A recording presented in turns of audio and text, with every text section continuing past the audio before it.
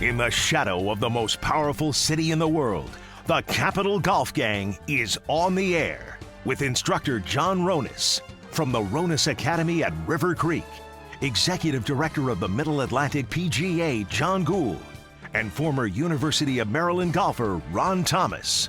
And now your host from Afternoon Drive on the Team 980 Radio in Washington, D.C., Steve Zabin.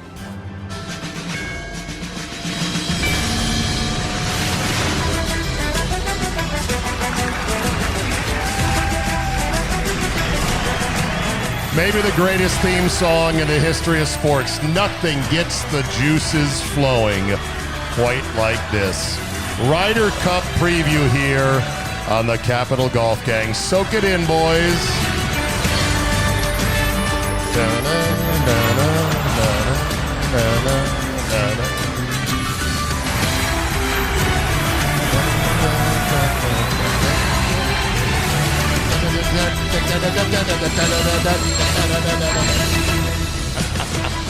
Oh, I'm such a nerd. We are here live, plausibly live at Golfdom for the Capital Golf Gang on the week before the Ryder Cup. And the gang is almost all here, but we've got Buddy Christensen from Golfdom filling in for Mr. Gould, who is out on assignment this week. His assignment, boys, is playing golf at Congressional.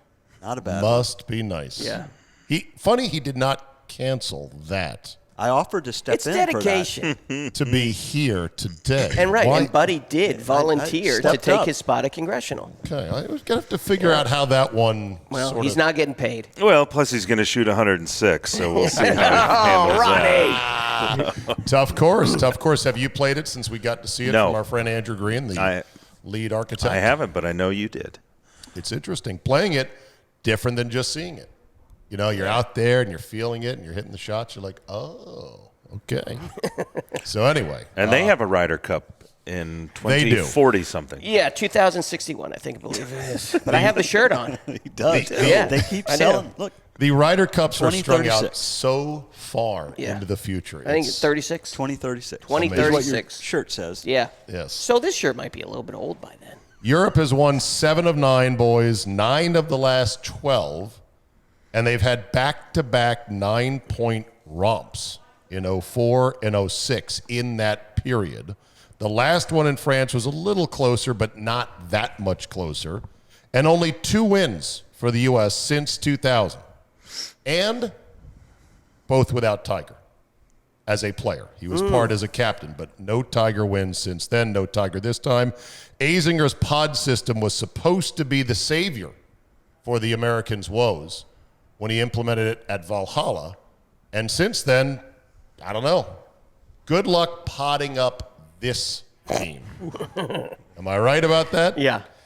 All right, before we get into the actual matchups and the players and everything else, I want to talk about some of the most iconic moments and Ryder Cups ever, including stories that, frankly, you wouldn't believe unless I was about to show you and let you listen to the stories.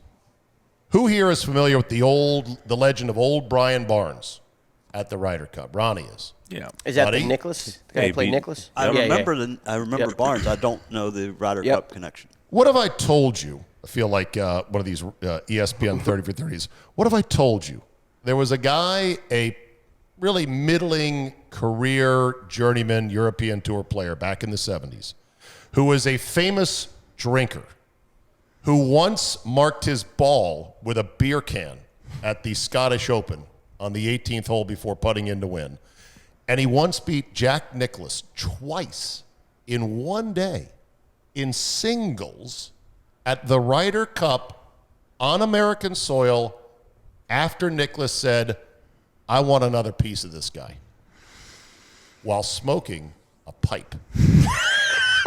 That's the best part. You would say, not possible. You're making this story up. And I would say, take a look at this right here. Walk onto the first tee and there's Jack beaming with his bloody ice blue eyes, and he shakes me by the hand. He says, well done, Barney, this morning, but there ain't no way you're going to beat me this afternoon. Well done, Barney.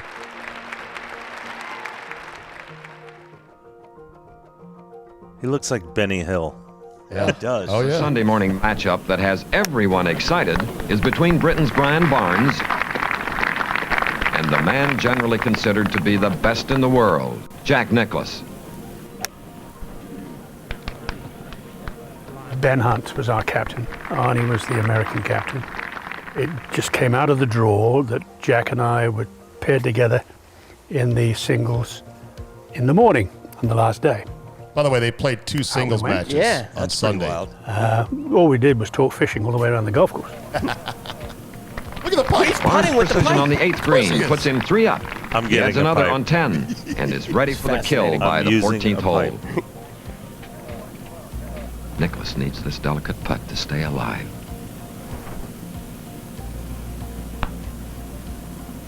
It slides by, and Brian Barnes has upset Jack Nicklaus, 4 and 2.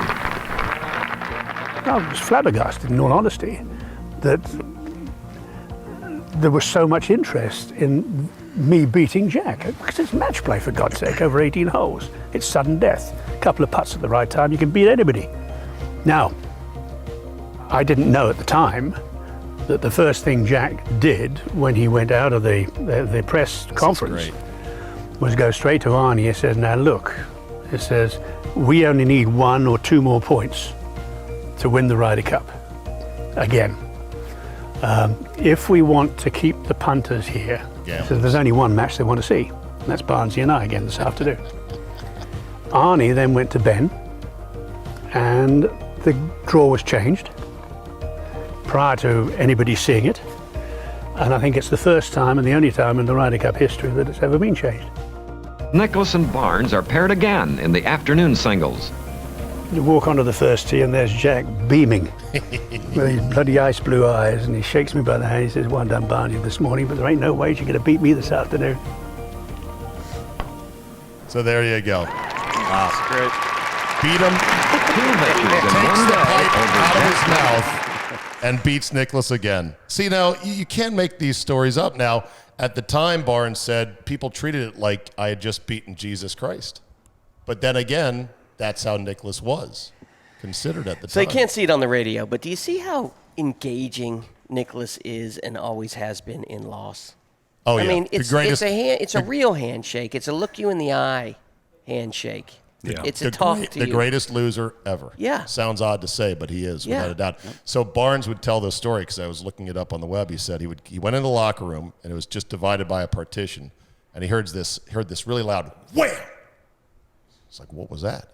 He goes, looks over the partition, and he comes upon Nicklaus with his other shoe right up here, about to fire it into his locker, and he says, hello, Jack. Everything all right? And then Nicklaus MF'd him up for about 5 seconds and then said, let's go get a beer. Of course, it was Nicklaus who insisted 2 cycles later in 79 that they include all of Europe because the matches just weren't that close. Yeah. See, I start with this because what we're going to see next week at Whistling Straits is an amazing blossoming of excess with this event. 30,000 seat stadiums built on a golf course for the first tee. DJs up in the stands to keep the crowd riled up between tee times. I mean, it's great what it's become.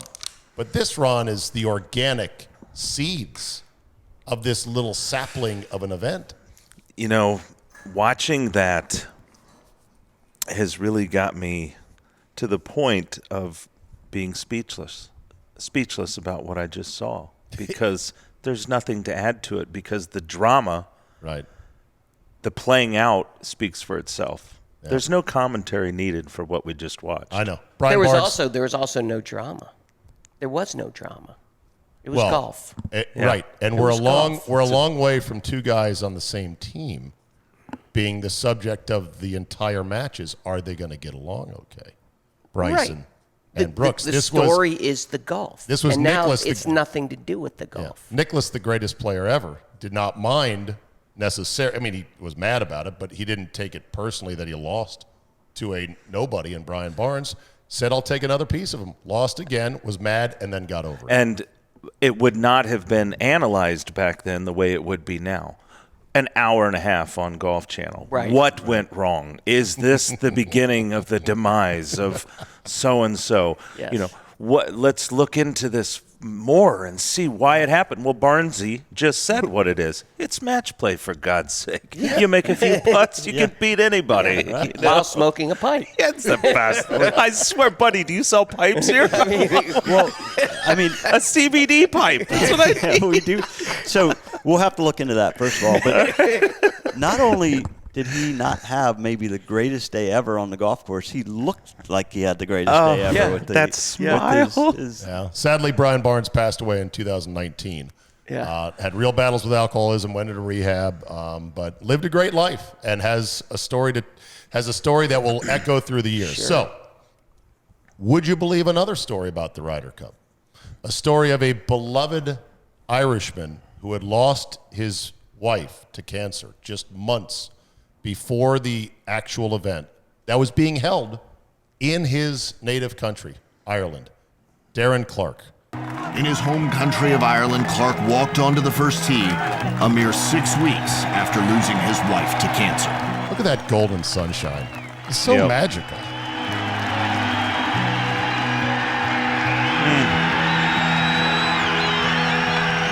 Phil Mickelson gave me a hug. Chris DeMarco gave me a hug.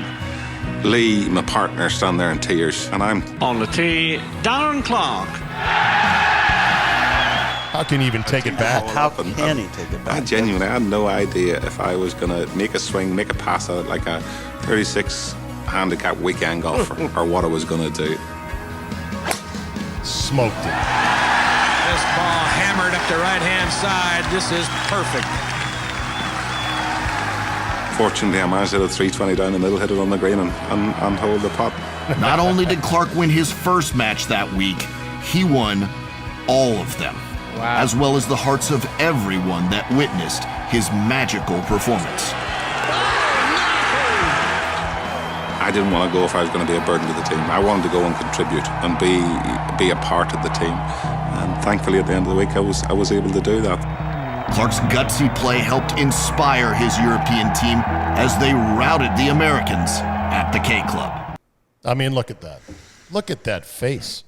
What other sport delivers this kind of drama? You know, that right there, I remember it so vividly, and I remember crying watching it. But I think that was, for me, the genesis of my not rooting for, but my really keen interest in the European team every year. And digging into their team and seeing what is there. There's got to be something there, and there always is. Yeah. And I just can't help but not be upset when we lose the Ryder Cup over and over to them. You cannot write a story like that. Right. Then there was the crazy, like Rory Mcilroy nearly missing his tee time at Medina, and then going out and beating who had been the pinup boy of the matches for Team USA, Keegan Bradley, 2-1 on 11 minutes of warm-up. Rory Mcilroy, who is due to tee off in about 20 minutes, his match against Keegan Bradley. Nobody has seen him on the grounds as of yet. We had an opportunity just a few minutes ago that girl that he married to talk with David Garland, who is the European team's match director. And apparently, we're not sure exactly why, neither is Garland, but McIlroy is late, and so he's currently in a police car on his way to the course. As you mentioned, 40,000 plus on the grounds, crowds massive, and traffic is as well. We are standing right in front of the team room here, adjacent to the clubhouse here at Medina Country Club. Rory McIlroy is now on the ground. He had a police escort come from the hotel, which is about 15 minutes from here at Medina. The issue was the timing. The car is right here. Here is Rory McIlroy arriving. His tee time is 11:25 local time, Dan. So Rory is coming here a little bit late, but he should be on time for that tee time over at the first tee. Webb Simpson. So watch this car. Here is McIlroy less than 10 minutes from his tee time with Keegan Bradley. You know, normally in big events in golf on our coverage, Johnny, we, have guys arriving at the course. We have our cameras out there. I got to say, this is one of the more interesting arrivals we've ever seen at a Ryder Cup especially. McIlroy just rolling a few putts, just a little more than 5 minutes from his tee time. Again, he got confused in the time zones. He's like, sorry, Captain Lozball. Sorry about that. Making it. Now go out there and get a point. No warm-ups with his clubs. So that was another story that you say to yourself, you can't write that kind of stuff. And again, the backstory is he married. He ended up marrying Erica Stoll, Yeah. who was with the PGA of America at the time and helped him to make that tee time. Yeah.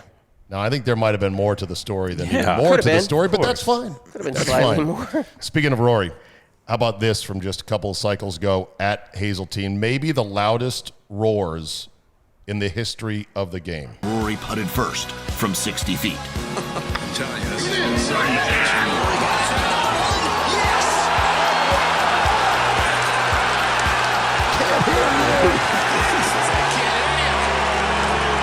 But somehow, Reed responded in his wake. Boom.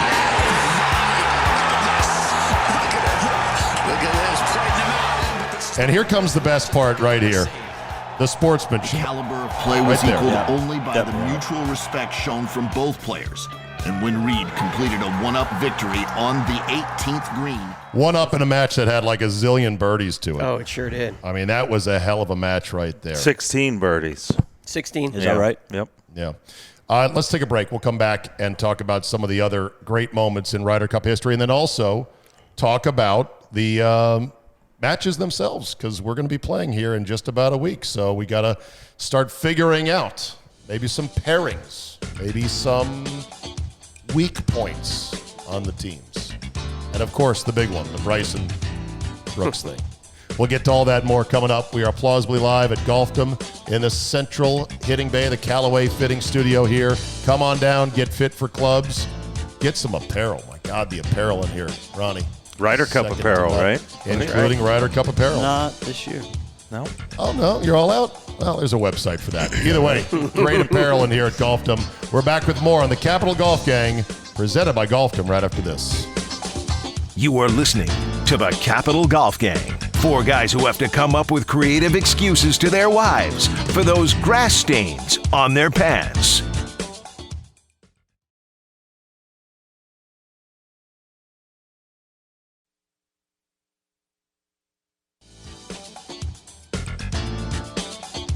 You are listening to the Capital Golf Gang. 4 guys who once dreamed of becoming caddies on the PGA Tour until they found out you have to take the blame for everything. Caddies will be influential here at Whistling Straits coming up in a week, no doubt about it. Course is tricky. It's not as European. It's not as linksy as a lot of commentators think. Buddy, you've played it. Yep. I've played it multiple times. Ron? I have not played it. John? I have not. Okay. It's still an American course, right, buddy? Yeah, absolutely.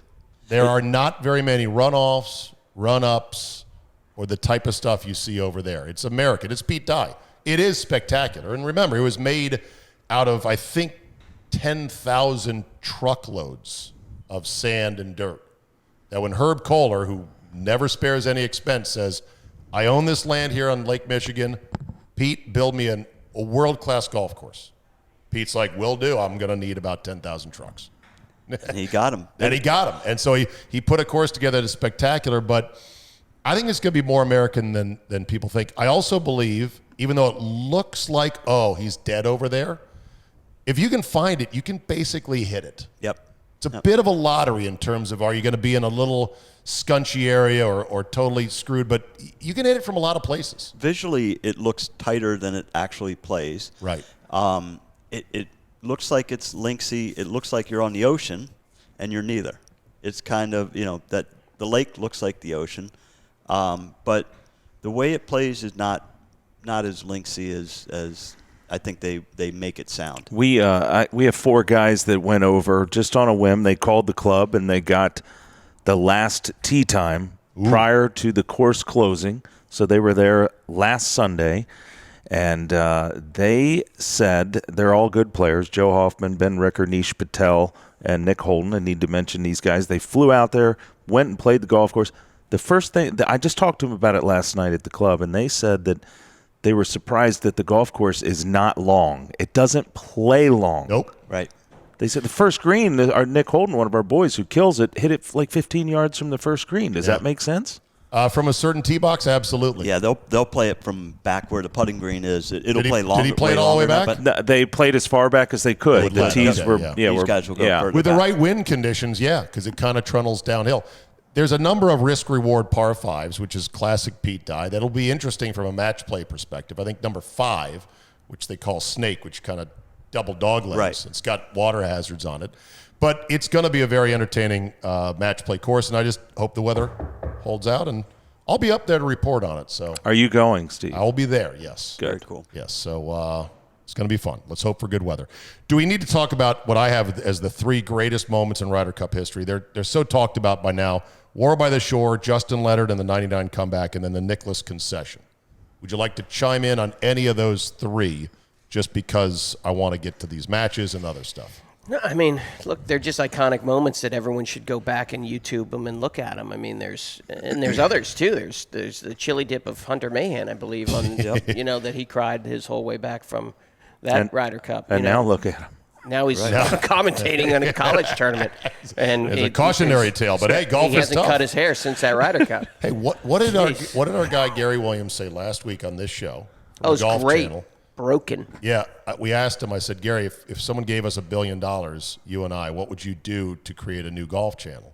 And he said, I'd do a series called Broken, which would be really depressing. And I said, I could be on it.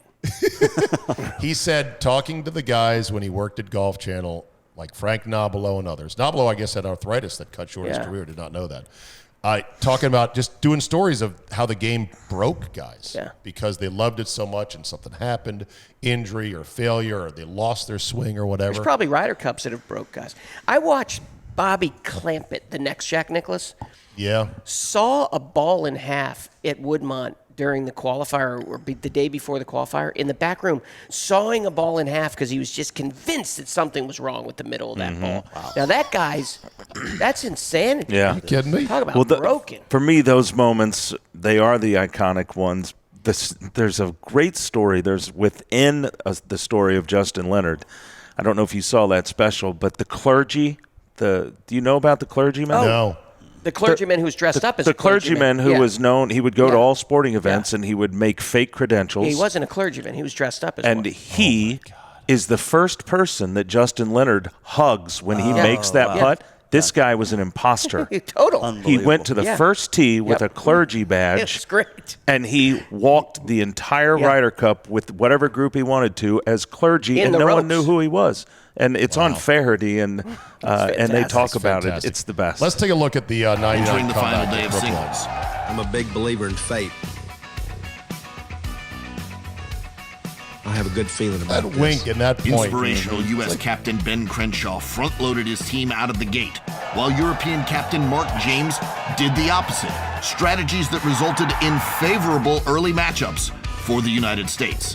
Davis Love III chipped in on the 5th. I think there's like 23 different chip-ins during this 3-day match. Before long, the U.S. had swept through the first 6 matches of the day, getting wins from Davis Love, Layman. Hal Sutton, Tom Lane, Putting the lame in layman. Tiger Woods, and David Duval. Shirt untucked for Duval. Duval. 18 captain Jim Furyk contributed as well, giving Sergio Garcia his first loss of the week. Finally, Justin Leonard, who trailed Jose Maria Olazabal by 4 holes with 7 to play, squared the match on the 16th, then hit the famous putt on the 17th that helped secure the half point needed to complete the historic U.S. comeback. Today, I tell you, it's up in the trees. It's fate. So I got up in the trees. It's fate, he said. I got to go to that Ryder Cup for Friday. I was there, so I was out before that day. I was watching it from home, but now I'm looking. We've only won twice since that day. Yeah. Oh, I know. Yeah, that's scary. It's unbelievable. It's embarrassing is really what it is. I mean, we should be better, and we're heading towards what could be another disaster, depending on how things go. Well, if they don't win, it's a disaster, right? I'm saying may not win, may not even come close to winning, and there may be, as Kramer once said, An incident, Jerry. Well, you know what?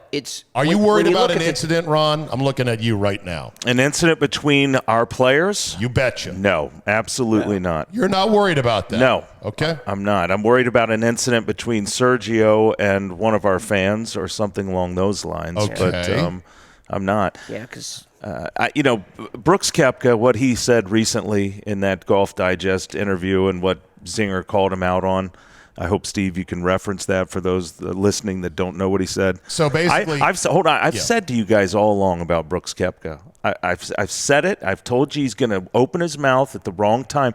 This guy is a complete jackass. Yeah. He's the worst of the worst. Let me ask you. And yet, sorry to interrupt, Ronnie, but if he had said that 2 weeks ago, he could not be not picked, right? He can't be dropped from the team according to our setup. Right. Yeah, see, it's basically Koepka said, it's such a busy week. We have to go do photo events, and I don't have time to lift. To nap. I like to nap, and I watch ESPN, and I don't know. It's not a bad week, but it's just, and then in the matches, I'm like, I won my match. What do you want me to do? Yeah, and the guy hit I hit it right down the middle, and he left me a bad chip shot. I mean, and I know the hole's a loss, he says. Yeah. And I know the hole's a loss. Unbelievable. Not that he's ever hit a bad shot. This guy's the worst. Yeah. And we wonder why we have struggled. Yes. Well, and Zinger said it best. Yeah, Zinger's like, I'm not sure he likes this event. And if he doesn't really love it, if he's not all in, he should relinquish his spot and let somebody who does love it I'd rather have Zinger get in play. there. Patrick got Reed. A heart. Yeah. I can't a believe lot of Reed's guys off this team. I know. So obviously, Koepka to me has a lot of therapy that needs to be done because there's something about him that's weird.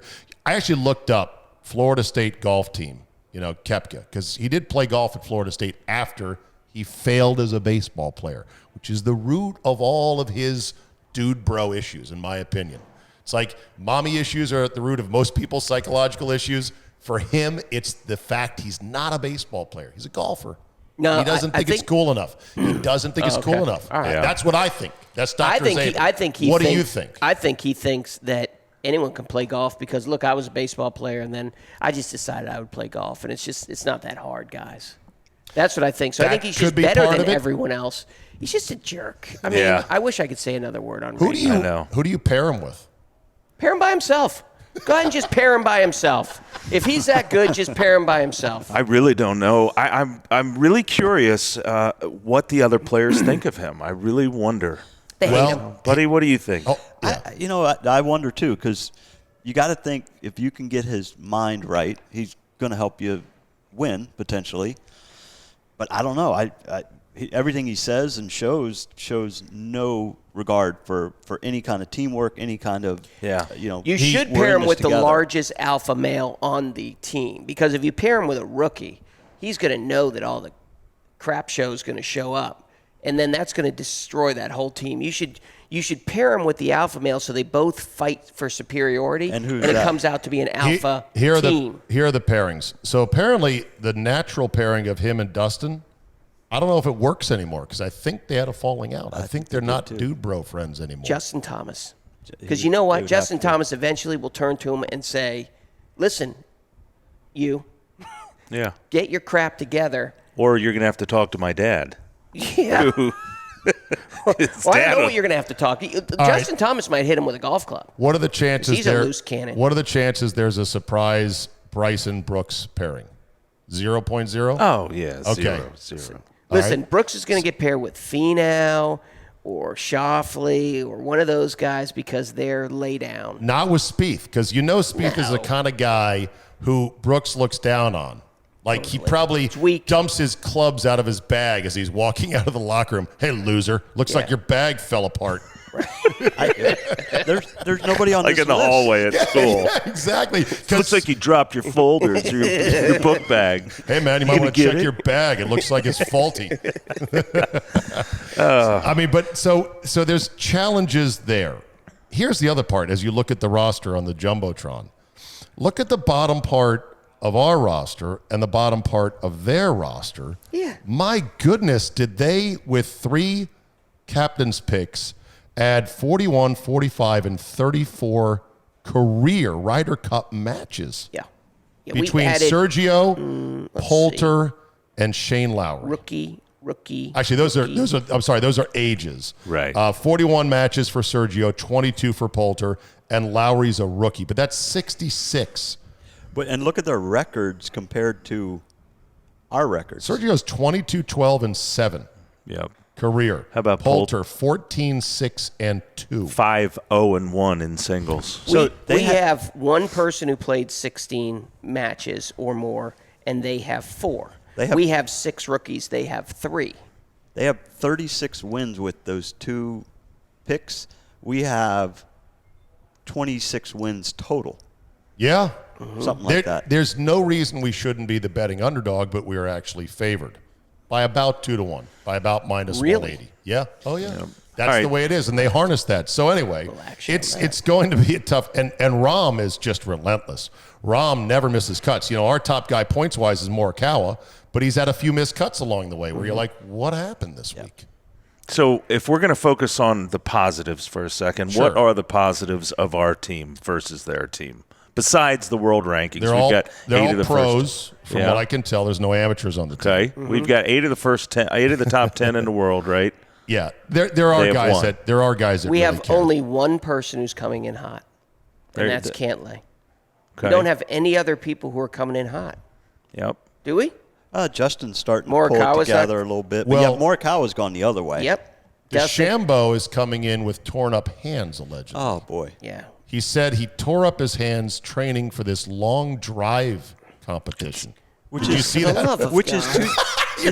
He's just hearing about this now. I just heard that. It's 2 days after the Ryder Cup, right? Yeah. Yeah. So this is unbelievable. But he's like, it's no big deal. You know, he's like, no big deal. I've done it before. I'll do it again. If it's no big deal, then don't mention it. Don't let it be known. You know, but right. that's what we do. Sitting there doing an interview, bleeding. That's what we do. We lay the groundwork, just like Koepka laid the groundwork. If there was to be an ass whooping again, then I didn't get my nap.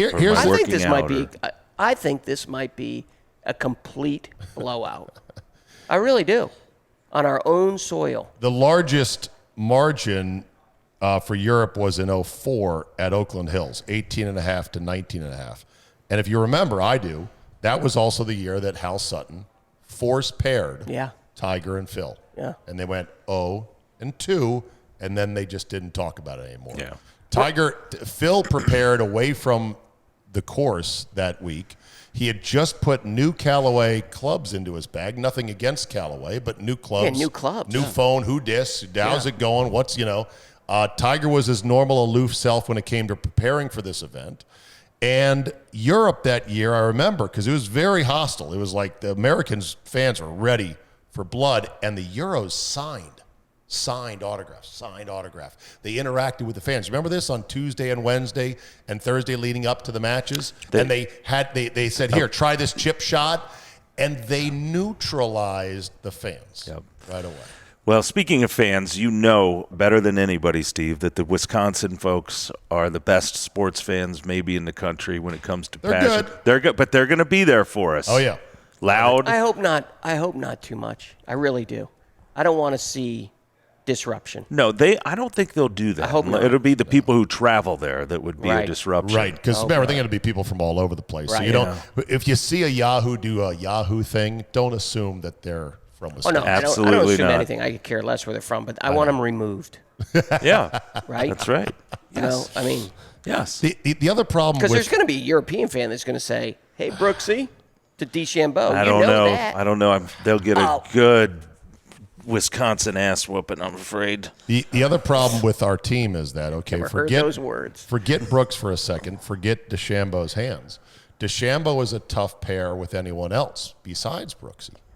He is an acquired taste, as the saying goes. Who would you naturally pair him with? And given the fact that he likes to hit it a mile, and in paired events and alternate shot, how much do you let him roam? I'm going to put him with a short game wizard. I'm putting him with Spieth. Okay. Be interesting. Yep. All right. How much do Berger and Scheffler play before Sunday?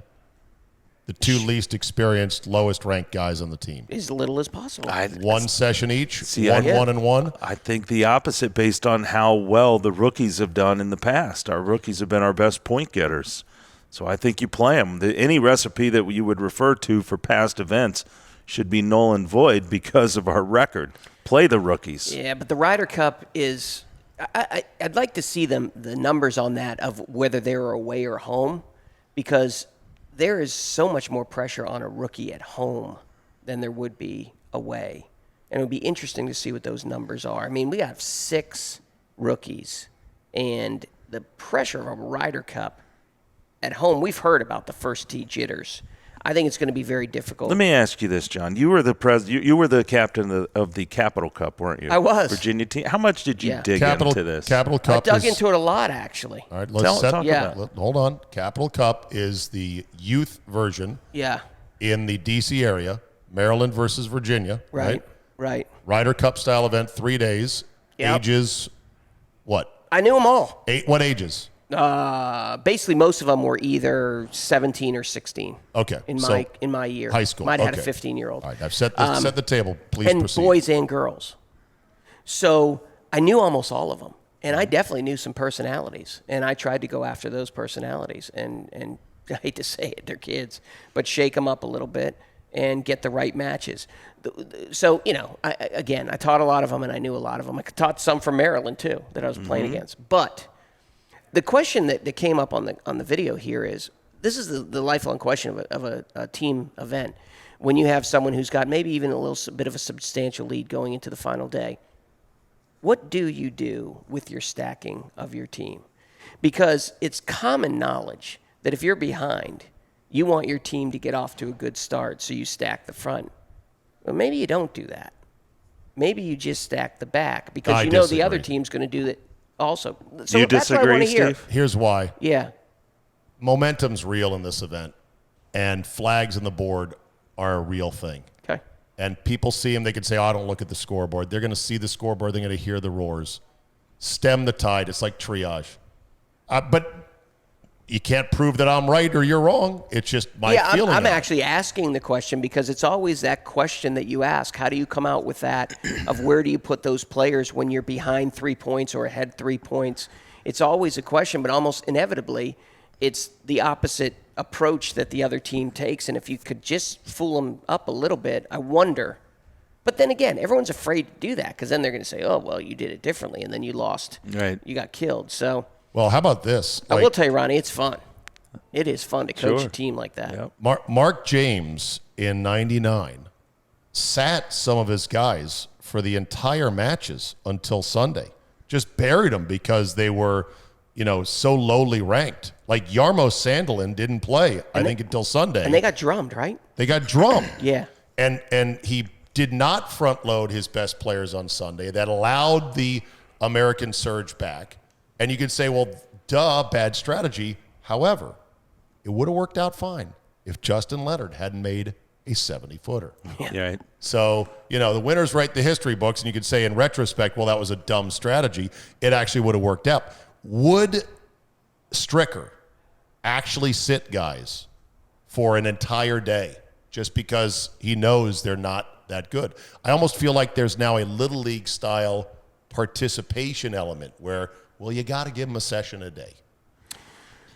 I think Stricker's going to be a good captain. I think he's going to do what it takes. To that. I think there's no chance he sits anyone for an entire day. No, I agree. Everybody plays at least once But I don't a even day. think it's smart to do that. Of course it's not. Sit him an entire day. If you're just trying to win, you should look at your guys and go, you're not playing till Sunday, and I may throw you up against Rahm because we don't think anyone can beat Rahm. Right. Yeah. I know we've got to go to break, but I want to ask you, Steve, you were at the Ryder Cup at Medina. Can you tell me what you were on the first tee above, up high. What's it like? Because I've never been and I want to go. Well, it was incredible, and obviously it's either got to camp out early to get a seat in that opening grandstand to watch the first tee go off, or have a press pass with access to this catbird sort of row of media availability. I stood on top of the grandstands. They eventually kicked me out because they were looking at my pass going, you don't have access up here. I just flashed it and walked real quick, like I got to go up here. And I got a picture up there with my iPhone, a panorama that is so good, the iPhones are so good that I framed it and blew it up. It's in my basement. Looks like a professional photo. Wow. But it's palpable. It's crazy. It's spine-tingling. It's amazing. And I love the Ryder Cup. It's great. It's great. It's a tough watch, though, if you are just schlubbing around the course because there's not a lot of matches and there's 40,000 people. But every 2 years, give it a go. Yeah. All right, one more segment to go here on the Capital Golf Gang. We are live, plausibly so, at Golfdom. Come on in, get fit, get some equipment, get some apparel. We'll come back and wrap the show right after this. You are listening to the Capital Golf Gang. 4 guys who once dreamed of becoming caddies on the PGA Tour until they found out you have to take the blame for everything.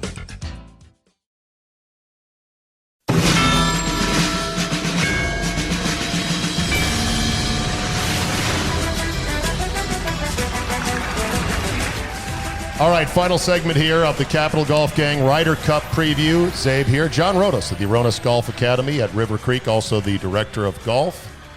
And busy these days. With busy. Golf course maintenance issues and stuff popping up all the time. Buddy Christensen, owner of Golfdom here. Come on by. Fall's the best time to play. Ron Thomas, who has been playing all over here and there. How you been playing, buddy? I've been playing well. I had the Virginia State Senior Open down in Richmond at Independence, and I finished 23rd. I shot 73-74. And as this is airing, I'll be at Fawn Lake down in Fredericksburg playing in the Virginia State Mid-Am. Oh, great. Very nice. So somebody was asking about you, a long acquaintance, and I said, oh, Ron's great. He's playing all these tournaments these days. And they're like, really? And I go, yeah, I bet he plays 50 actual events a year. Is that number about right? Probably. It's awesome. Yeah. It is awesome. Love it. All right. Real quick, I had a chance to talk to the great Peter Jacobson. Buddy helped set up this interview with one of your reps for Zixio. Zexio, the national sales manager of Zexio, yes. Longtime friend and one of the best guys in the industry. But anyway, he's good friends with Theory. Chuck Theory. Chuck Theory, not Ron Theory. Yes. Chuck Theory, Thiry. That's it. Okay. And I asked Jake about a lot of things. He played in 2 Ryder Cups, 85 and 95. And has commentated for NBC on a number of them as well. I asked him a question about the Brooks Bryson thing, and I was surprised at the answer. One of the biggest storylines that isn't really golf per se of this year's matches is the Brooks Bryson thing. I'll ask you, do you think that thing is real, that sort of edge, that rivalry? And if so, is it bad for golf or the PGA Tour? I definitely think it's bad for golf. I think it reminds me of 2 6-year-olds in the playground arguing over the blue crayon. It's the silliest thing in the world, and I would expect both players to rise above it for this Ryder Cup because they're representing the United States. Right. If they both, again, I don't know the backstory. I don't know who's at fault. I don't know who perpetuates it. I don't really care. I just know that if Arnold Palmer were alive, he would probably march into that team room and sit those 2 guys down and say, stop it. It's bad for golf. It kind of takes you into a Jerry Springer marathon. And people just roll their eyes and think, wow, aren't these guys a little more mature than that? Your thoughts? Jake, I like Peter Jacobson. That's my thought, and I don't have anything to add. I agree with everything he says. Interesting perspective there from Jake, to be sure. So, all right, before we finish up with the Ryder Cup here and finish up with the episode this week, anything else notable in the world of golf that you want to talk about? Anything you've seen, come across, had happen? Did you ever hook up with my guy Kyle to help fix his swing, Ronas? No, not yet. No, You're working on it. But I'll tell you what. I'm trying to get a guy. Holy smokes, was that interesting? Well, I know, but it's between that and Gorgie's swing. Those 2 things that you sent me, literally, I had to go to therapy. Gorgie's swing is unfixable. My man Kyle is fixable, and I would like you to hook up with him. Yeah, I played golf with a guy who's a former, PGA pro at Whiskey Creek. He's a really good player. He's in a bad spot right now with the fats, so he's correcting for it by doing this. Oh, it's ugly. And I'm like, we can fix that. He's ugly. like, no, it doesn't work. I'm not going to take lessons. That never holds. He's like, well, that's kind of how the about text kind of went. So, if he wants to come over, that's fine. I'm sure he was or is a good player.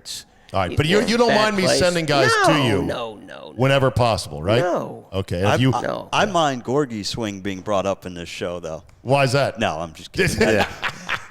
We had to watch Gorgie's swing last week. He's off the ground at impact.